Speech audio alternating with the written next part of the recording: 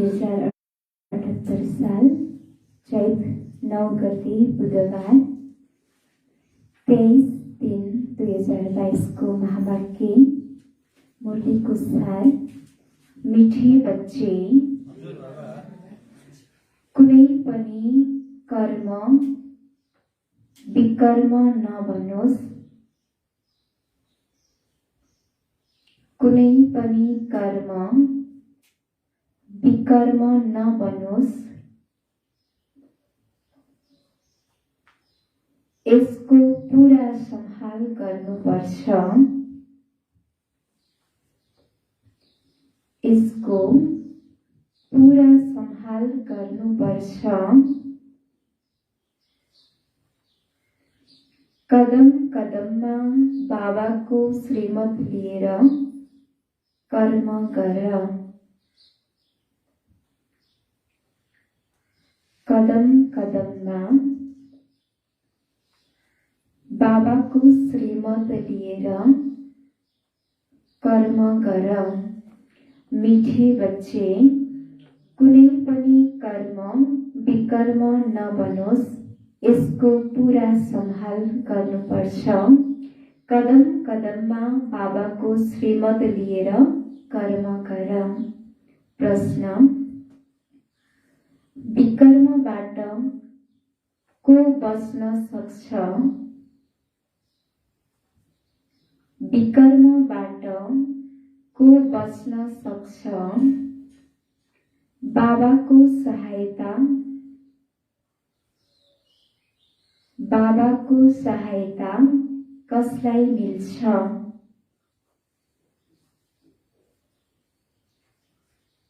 बाबाले प्रश्नमा सोध्नु भएको छ कि विकर्मबाट को बच्न सक्छ र बाबाको सहायता कसलाई मिल्छ? जुन सच्चा बच्चा छन् विकारको दान दिएका छन्, 5 विकारको ती बच्चाहरूलाई शिक्षालाई ज्ञान मिल्छ। भुलेर ती विकर्महरू नफर्किन्छ। कुनै पनि कर्म गर्दाखेरि बाबालाई नजान्नुहोस्। लागेको छ भने तिमीले बाबाको सहायता मिल्छ। कुनै विकर्म गर्यो भने तिम्रो गरेको कर्म गरेको विनाश हुन्छ। तिम्रो भोलि गएर दिन पाउँदैनौ, तिमीलाई हुन्छ भन्नुहुन्छ। कुनै पनि कर्म कस्तो गर्छौ त्यो कुनै पनि बाबालाई लुकाउनु छैन, सच्चा दिलले बताउनु छ। उत्तर, जो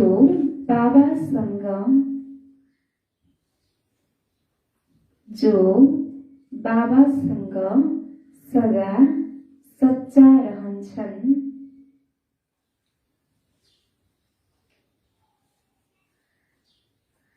बाबासँग सदा सच्चा रहन्छन्, प्रतिज्ञा गरेर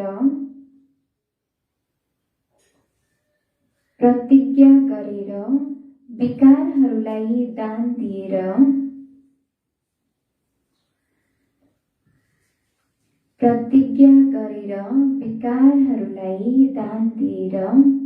फिर्ता लिने संकल्प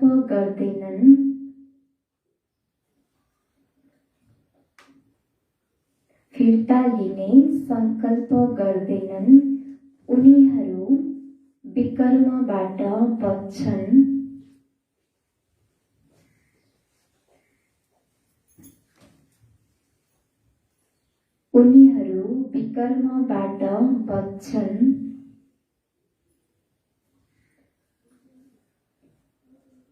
बाबाको सहायता उनीहरूलाई मिल्छ।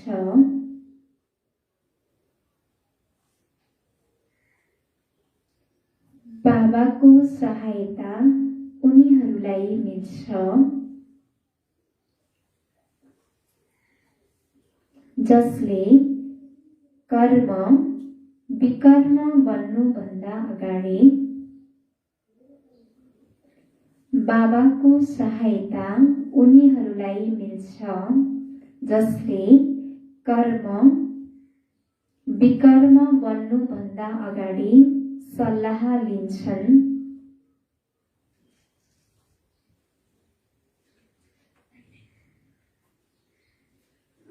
विकर्म बन्नुभन्दा अगाडि सल्लाह लिन्छन्।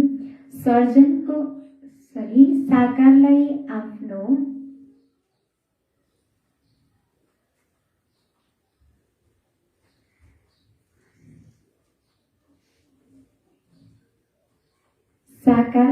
आफ्नो सच्चा समाचार बताउँछन्।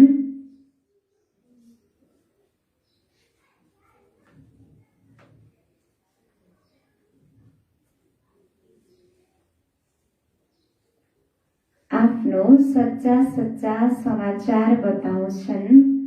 बाबा भन्नुहुन्छ, प्यारा बच्चाहरू, सर्जनको अगाडि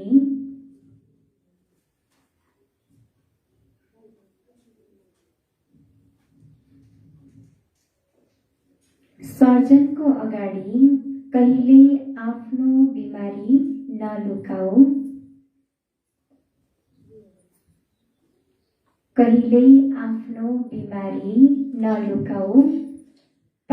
पापहरूलाई लुकायौ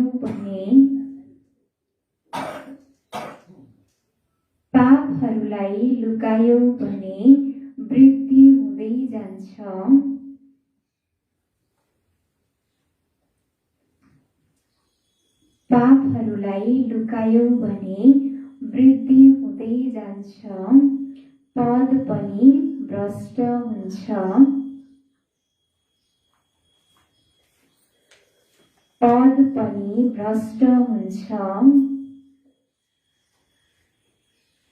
सजाय पनि खानुपर्छ।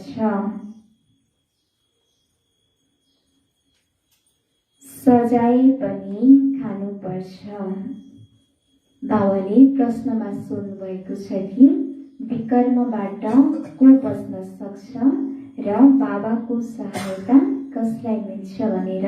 र बाबाले उत्तरमा बताउनु भयो कि जो बाबासँग सदा सच्चा रहन्छन् र बाबालाई प्रतिज्ञा गरेर विकारहरूको दान दिएर पनि फिर्ता लिने संकल्प गर्दैनन्, उनीहरू नै के गर्छन् त विकर्मबाट बच्न सक्छन्। र बाबाको सहायता त्यस्तो बच्चाहरूलाई मिल्छ जसले विकर्म बन्नुभन्दा अगाडि नै सल्लाह लिन्छन्। बाबाबाट हरेक कुराको सल्लाह लिएका हुन्छन्। त्यस्तो बच्चाहरूलाई नै बाबाको सहायता मिल्छ। र बाबाले आफ्नो सच्चा समाचार बताउँछन्। र बाबाले भन्नुहुन्छ कि सर्जनको अगाडि कहिल्यै आफ्नो बिमारी नलुकाऊ। यसरी हामी बिरामी भएर डाक्टरको पासमा जान्छौँ। डाक्टरले हामी सच्चा दिलले बताउँछौँ यो भयो भने मात्रै हाम्रो सही तरिकाले उपचार हुन सक्छ। यदि बताउँदैनौँ भने त हुन सक्दैन। त्यसैले बाबाले भन्नुहुन्छ, सर्जनको अगाडि कहिल्यै आफ्नो बिमारी नलुकाऊ र पापहरूलाई लुकायो भने अझै वृद्धि हुँदै जान्छ र पद पनि भ्रष्ट हुन्छ र सजाय खानुपर्छ। त्यसैले बाबालाई कुनै पनि कुरा नलुकाऊ भन्नुहुन्छ बाबाले। गीत छ, बचपन के दिन भुला न देना, आज हँसे तो कल रुला न देना। ओम शान्ति। बच्चाहरूले गीत सुन्यो, बाबाले सोध्दै हुन्छ के सुन्नुभयो? बचपन के दिन भुला न देना। बचपन कुन चाहिँ बचपन? ईश्वरीय बचपन। बाबाको ज्ञान पाएपछिको दिन, बाबाको बच्चा बनेपछि त्यो दिनलाई नभुल। किनभने त्यति बेला जति हामीलाई उमङ्ग उत्साह हुन्छ त्यो उमङ्ग उत्साह कहिल्यै पनि नहराओस् भन्नुहुन्छ बाबाले। बाबाले बच्चाहरूलाई सावधानी दिनुहुन्छ, हे प्यारा बच्चाहरू, तिमी आएर ईश्वरका बनेका छौ र जान्दछौ हामी ईश्वरका सन्तान हौ। हामी कसका सन्तान हौ? ईश्वरका, स्वयं भगवानको बच्चा। हामी कति भाग्यशाली।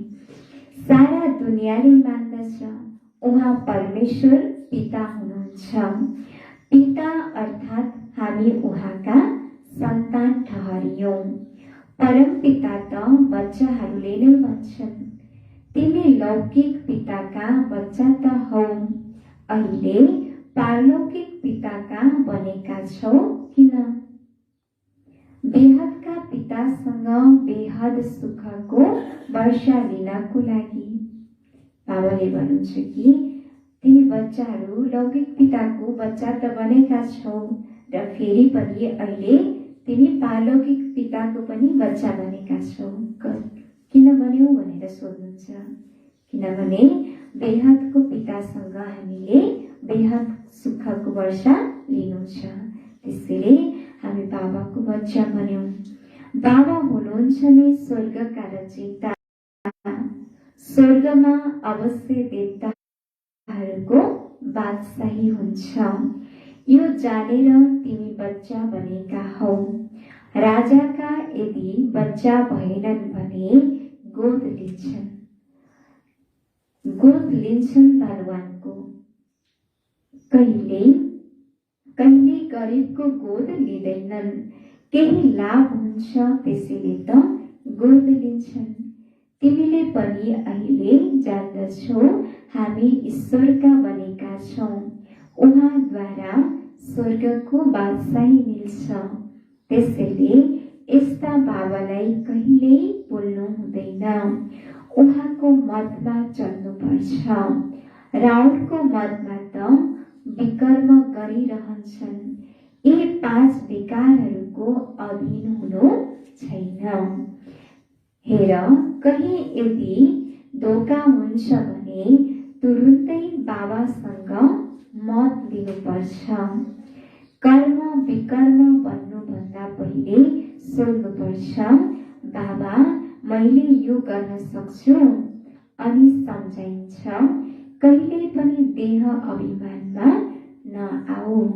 बाबाले भन्नुहुन्छ कि हामीले कुनै कर्म विकर्म बन्नुभन्दा पहिला नै बाबालाई सोध्नु छ, बाबा मैले यस्तो कर्म गरौँ भनेर सोध्नुपर्छ। र बाबाले भन्नुहुन्छ कि तिमी कहिल्यै पनि देह अभिमानमा नआऊ। आफूलाई आत्मा सम्झिएर परमपिता कदम कदममा परमात्माको मतमा चलिराख। कुनै कुरा नबुझी सोध्नुपर्छ, बाबा म फलानुमाथि आसक्त भएको छु, मलाई कामको भूतले घेरेको छ। तुफान त धेरै आउँछन् तर आफूलाई सम्हाल्नु पर्छ।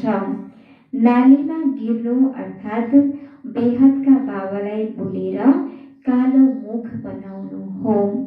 बाबाले तिमीलाई गोरो बनाउन आउनु भएको छ। त्यसैले 5 विकारको फन्दामा कहिले नफस।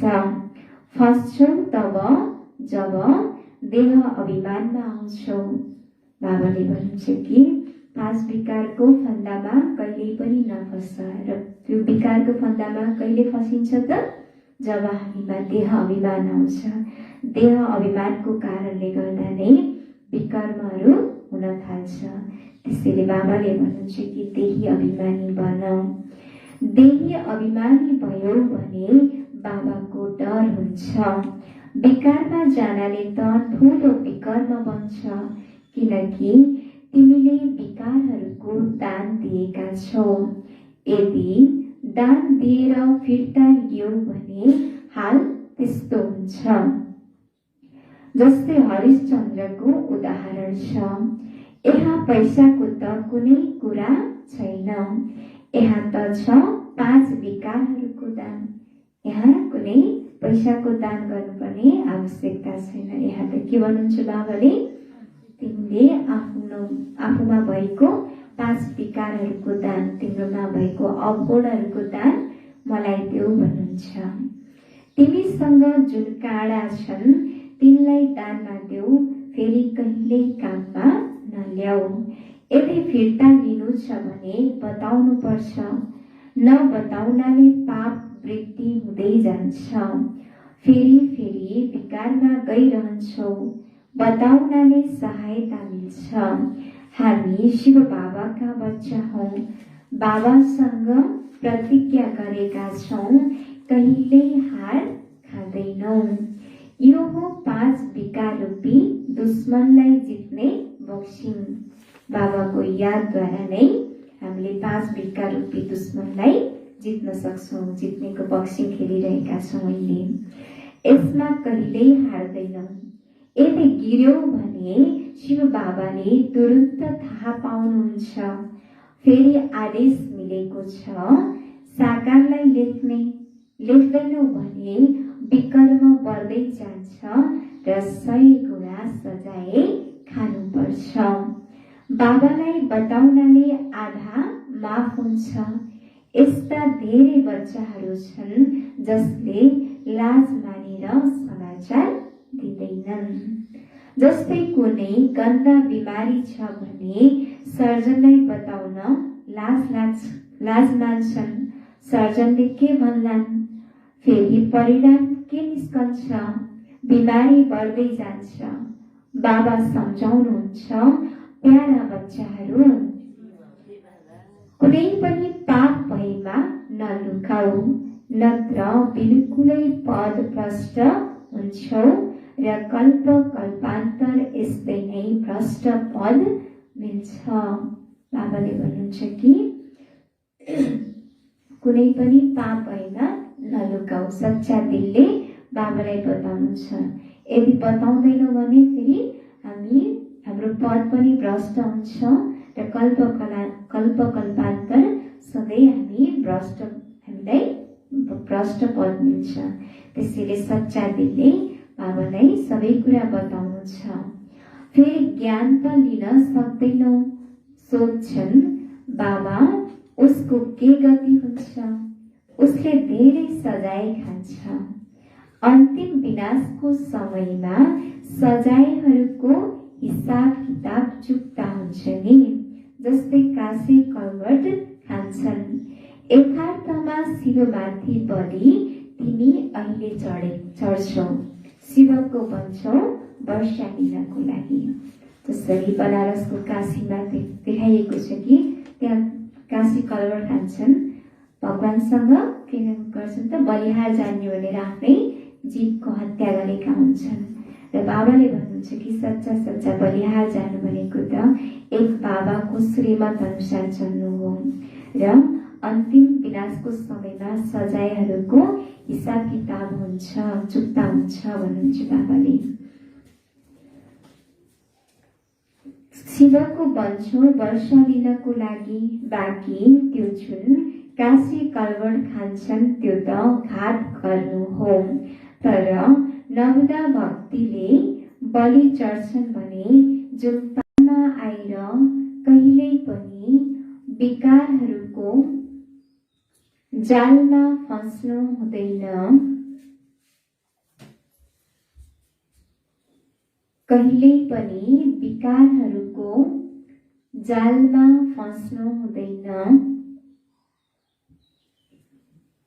कर्म विकर्म नबनोस्। कर्म विकर्म नबनोस्। त्यसको लागि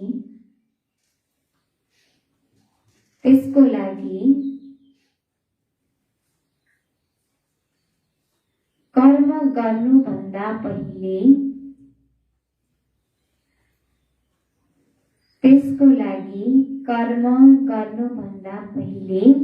बाबासँग सल्लाह लिनुपर्छ।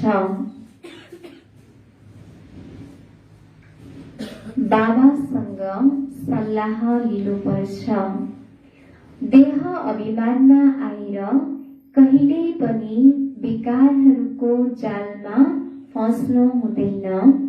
कर्म विकर्म नबनोस्।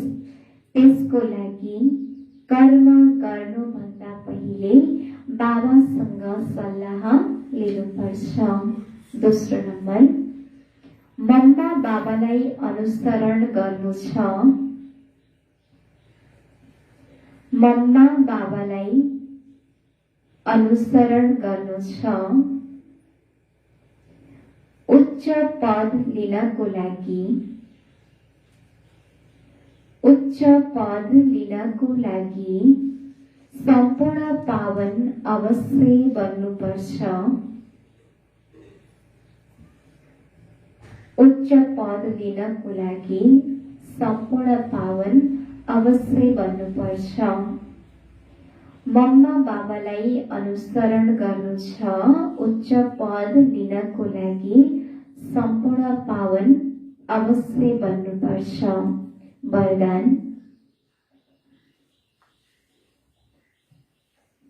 न्यारापनको अवस्थाद्वारा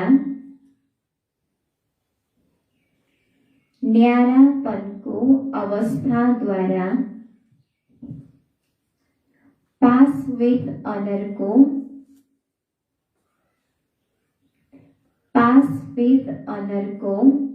सर्टिफिकेट प्राप्त गर्ने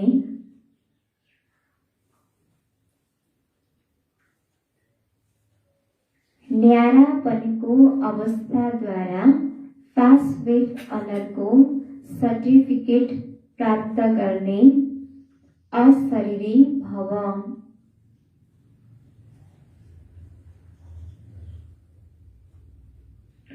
अशरीरी भव। न्यारापनको अवस्थाद्वारा पास विथ ऑनर को सर्टिफिकेट प्राप्त गर्ने अशरीरी भव। विस्तार पास विथ ऑनर को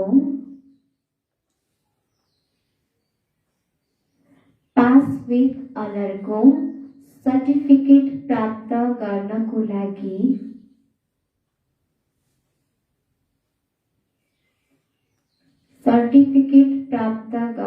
लागि मुख र मन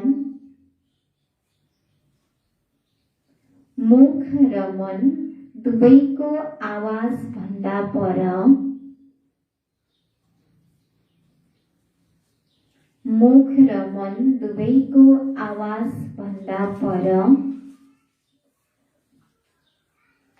शान्त स्वरूप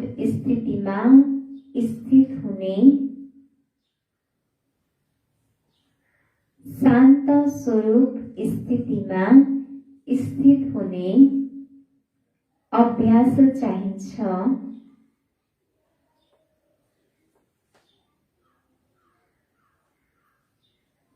शान्त स्वरूप स्थितिमा स्थित हुने अभ्यास चाहिन्छ। आत्मा शान्तिको सागरमा समाहित होस्। आत्मा शान्तिको सागरमा समाहित होस्। यो स्वीट साइलेन्सको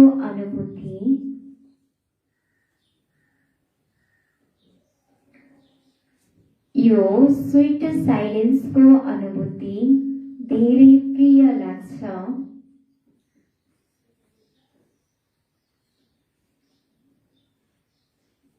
स्वीट साइलेन्सको अनुभूति धेरै प्रिय लाग्छ। तन र मनलाई आराम मिल्छ।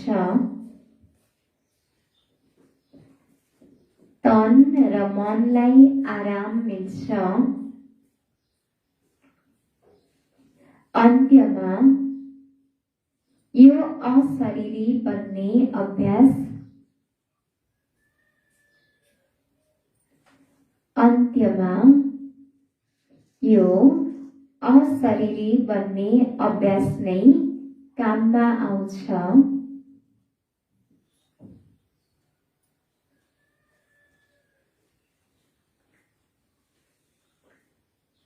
शरीरको कुनै पनि खेल चलिरहेको छ।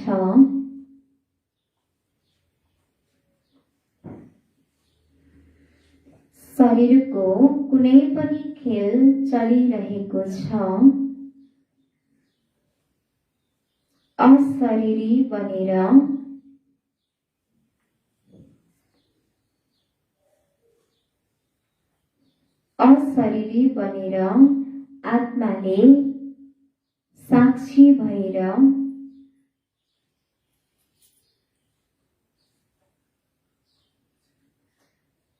अशरीरी बनेर आत्माले साक्षी यानि कि न्यारा भएर आफ्नो शरीरको पाठलाई देख्यो भने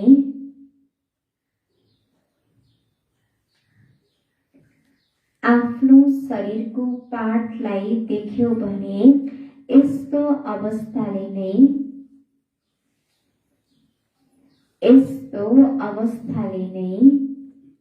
अन्त्यमा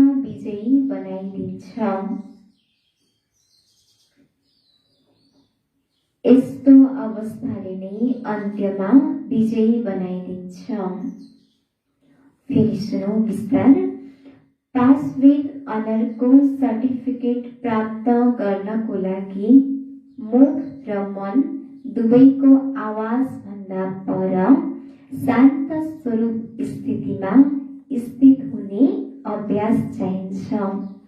आत्मा शान्तिको सागरमा समाहित होस्।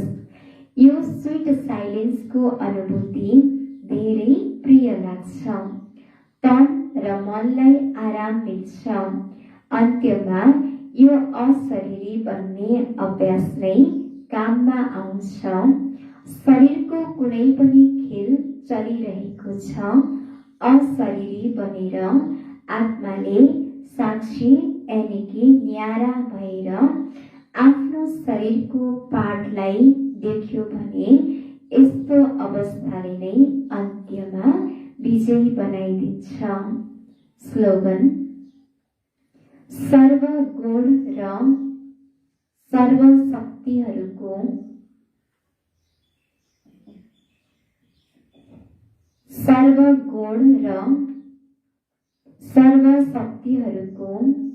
अधिकार प्राप्त गर्नको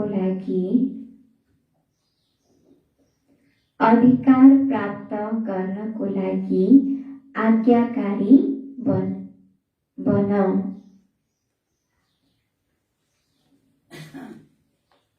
सर्वगुण र सर्वशक्तिहरूको अधिकार प्राप्त गर्नको लागि आज्ञाकारी बन। यो छ नागेश्वरीजीको अनमोल महावाक्य। सृष्टिमा प्रलय कहिल्यै हुँदैन। अब यो जुन मनुष्यले सम्झेर बसेका छन् यो सृष्टिको कुनै समयमा प्रलय अवश्य हुन्छ। उनीहरूले त प्रलयलाई यसरी नै हुन्छ भन्ने सम्झन्छन्। तर प्रलयको मतलब हो सृष्टिमा जलमग्न हुनु।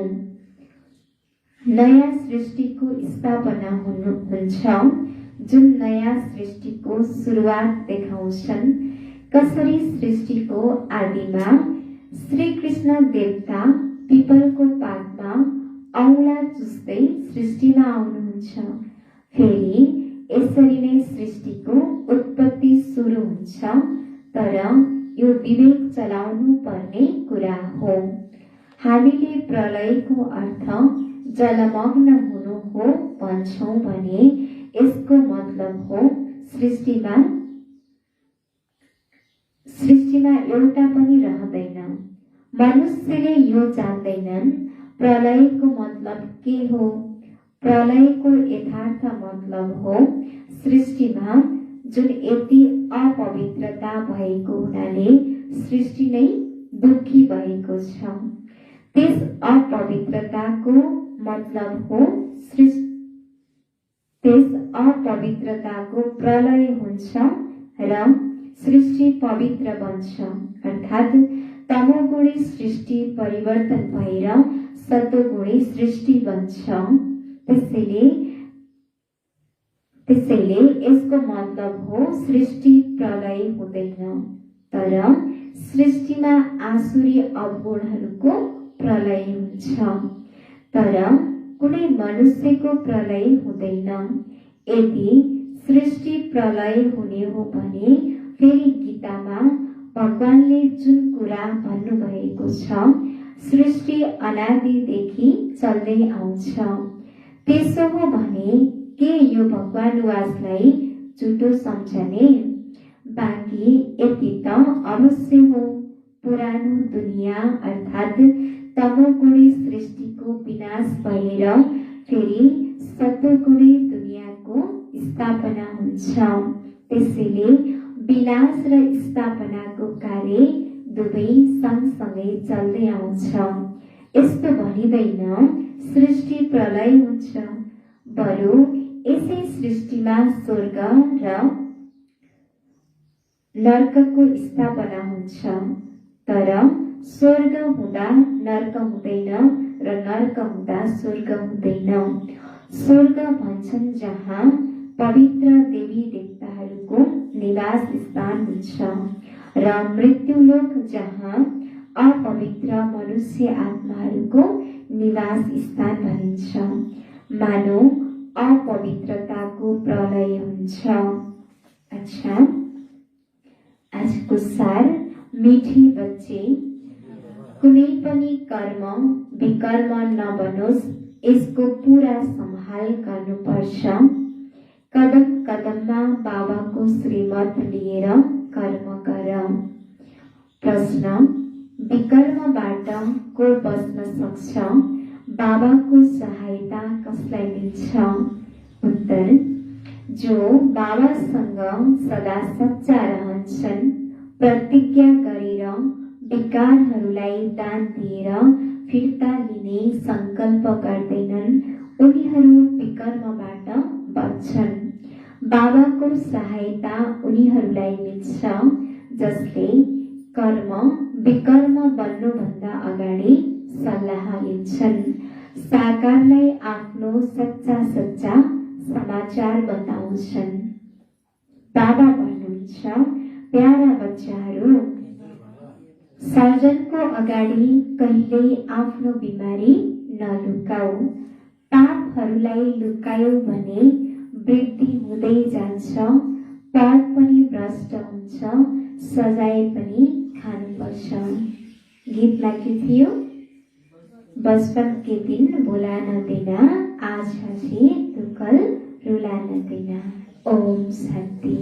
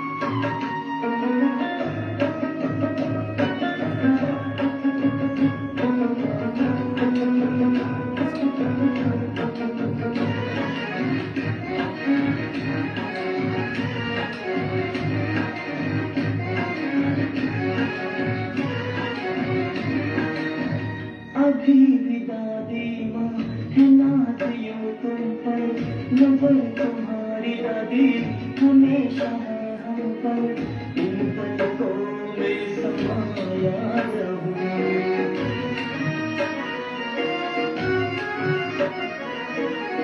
अभी भी दादी माँ है नाज यूं तुम पर, नजर तुम्हारी दादी हमेशा है हम पर, इन पलकों में समाया रहूं। अब तो